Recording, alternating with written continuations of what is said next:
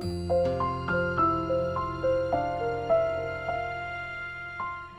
they were coming early, and I didn't want them to come as early as they did, but my water broke. And at first, twins Josh and Joey Bell seemed to be doing great, despite their arrival 2 months early. But 2 days later, Josh was struggling to survive. And then about 11:30, we get this horrible call from the NICU unit at Ohio State saying that Josh was deathly ill and needed to be transferred to Children's in the middle of the night. When I saw him, there was just like 10 machines and 10 medications going into him. And I just couldn't believe all the needles and tubes and everything going into our baby that we thought was so healthy. And by the time I saw him, he really was essentially dying of necrotizing enterocolitis. And if we didn't take him to the operating room immediately, he would not have survived. Nationwide Children's Hospital pediatric surgeon Dr. Gail Besner is a nationally recognized expert on necrotizing enterocolitis, or NEC, a disease that attacks the intestines. Josh's odds surviving it were 50-50. Dr. Besner had to remove most of his small intestine.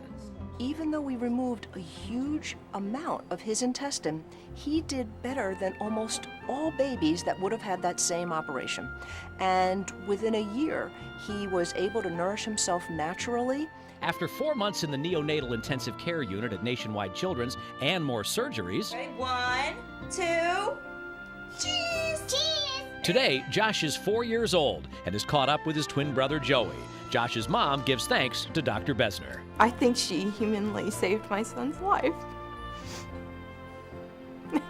I can't help from getting emotional. So I'll never forget her for that. Now watch this. Tell me what I'm drawing. You tell me if you can tell. What is it? Come on, I'll bet you know. I'll bet you know.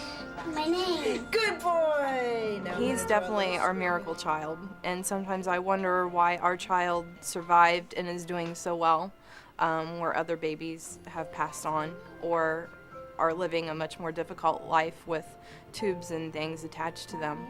That I carried around in my pocket for a long period of time, and so it's gotten kind of worn out. And then Julie gave Dr. Besner a card she kept with her for years as a special reminder of the kids, like Josh, that she's able to save from NEC. I just wanted to let you know how I'll never forget that you saved my son's life. Ready?